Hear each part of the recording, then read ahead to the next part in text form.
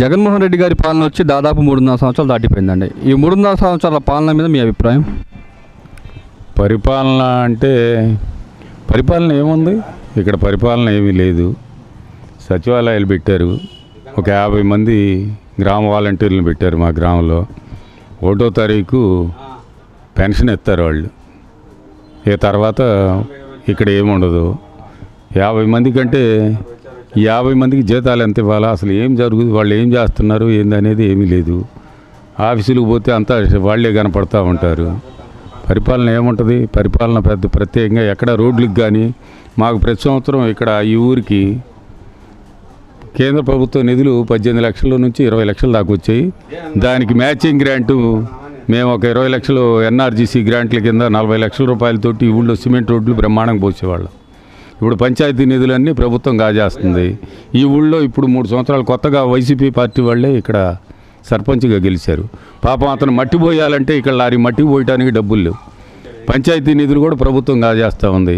కొత్తగా డెవలప్మెంట్ ఇంకేముంది, పంచాయతీల్లోనే పంచాయతీ వైసీపీ సర్పంచ్లే ప్రభుత్వానికి ఎదురు తిరిగి ధర్నాలు చేస్తుంటే ఇంకా అడ్మినిస్ట్రేషన్ ఏముంది.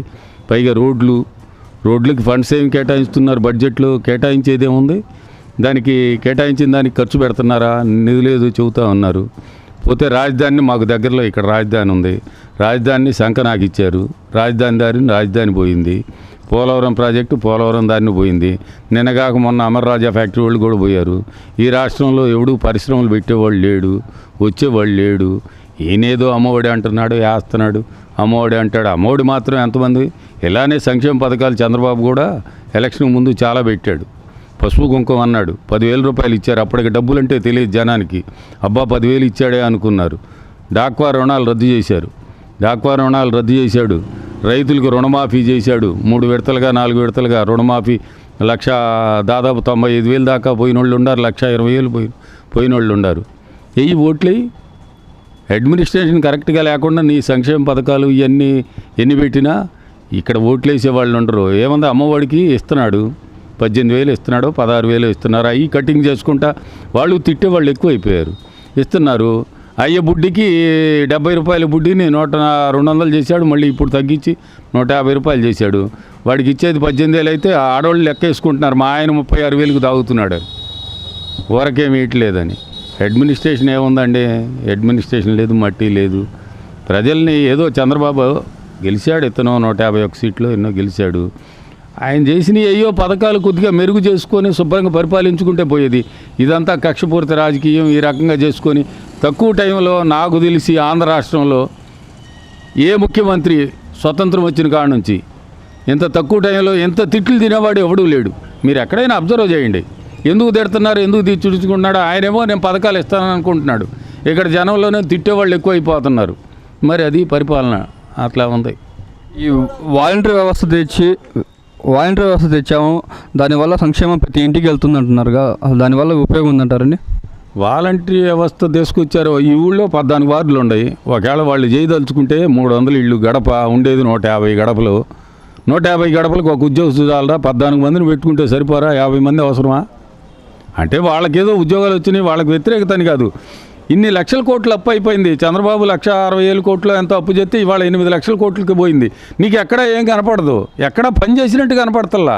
8 లక్షల కోట్లు అప్పు ఎందుకు అయింది? ఏం పని చేశారు? ఎవరికి ఏం కనపడతలా. 8 లక్షల కోట్లు అంటే ఎంతో డెవలప్ అయ్యి ఉండాల్సింది. ఎక్కడికక్కడ రోడ్లు అన్నీ కట్టడాలు పాడుబీడు ఉండాలి. నీకేం కనపడతల్లా ఇక్కడ. మరి డబ్బులే అటు ఉద్యోగస్తులకి ఇవ్వట్లేదు.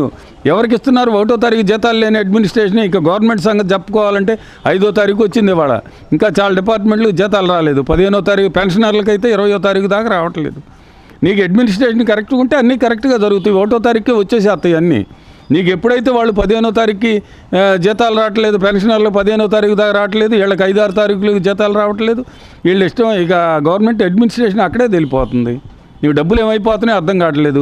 ప్రతి నెల ఆర్బీఐ దగ్గర పోతున్నారు, ఓడీలు తెస్తున్నారు, ప్రతి నెల బాండ్లు అమ్ముతున్నారు.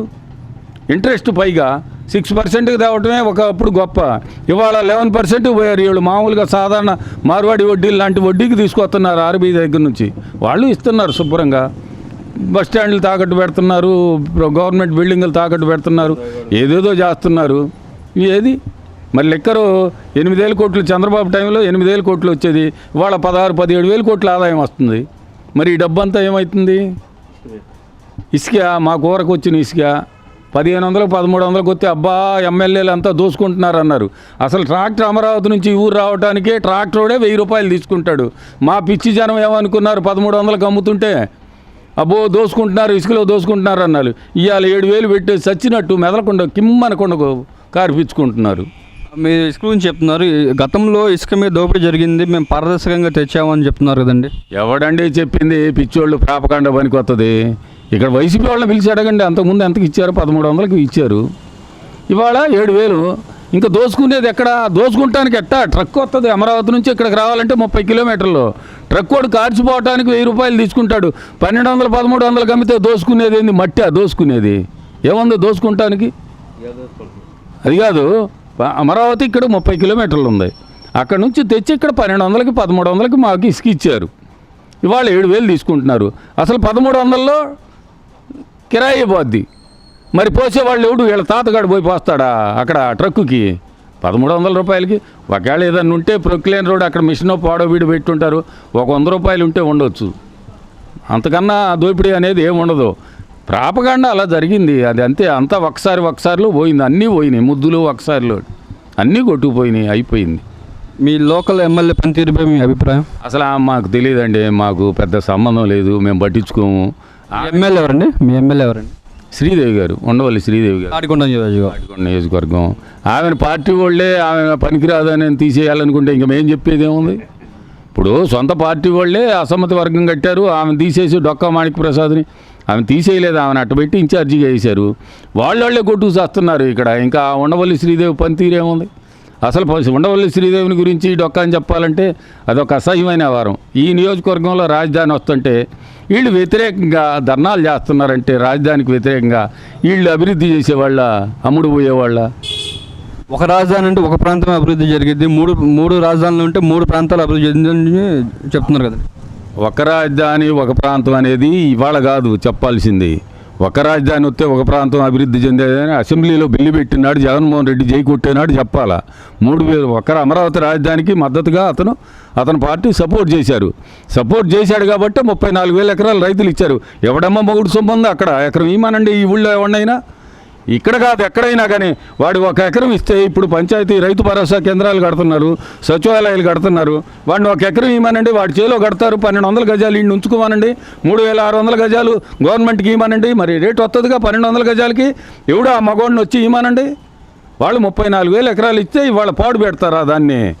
ఈ ఊళ్ళో కానీ ఎక్కడైనా కానీ ఈ వైసీపీలో అరిసే నాయకుడు ఎవడైనా కానీ వాడి పొలంలో సచివాలయం కడతారు, రైతు భరోసా కేంద్రాలకి స్థలాలు లేకేదో దొవిలాడుతున్నారు, లేదు పేద రైతులకి ఇళ్ళే కడతారు. వాడిని ఇవ్వమనండి, 1,200 గజాలు ఉంచుకొని ఎకరం ఇవ్వమనండి, 3,600 గజాలు గవర్నమెంట్కి ఇవ్వమనండి. ఎవడు ఈడు? నేను చూస్తున్నాను చాలా చోట్ల వాళ్ళు పొలాలు వదిలిపెట్టిన వాళ్ళు లేదో, వాళ్ళు ఏదో గవర్నమెంట్కి ఇచ్చి వాళ్ళు పాదయాత్రలు అవి చేసుకుంటుంటే ఇక్కడ విజ్ఞానంగా మాట్లాడేవాళ్ళు చాలామంది ఉంటారు. రైతు భరోసా కేంద్రాలకి తాళాలు వేశారు. రైతు భరోసా కేంద్రం 1 సంవత్సరం అద్దె ఇవ్వకపోతేనే తాళాలు వేశారు. అట్టనే సచివాలయాలకు అద్దె ఇవ్వకపోతేనే వీళ్ళని బయటికి నెట్టి తాళాలు వేశారు. వీళ్ళ మాట్లాడేది ఎవడేమో మూడు సొమ్ము?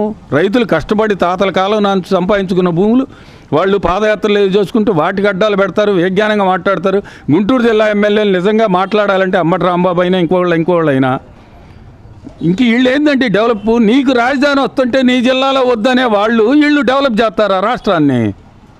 వీళ్ళ గురించి మాట్లాడుకోవటం కూడా సిగ్గు, అసహ్యం అండి.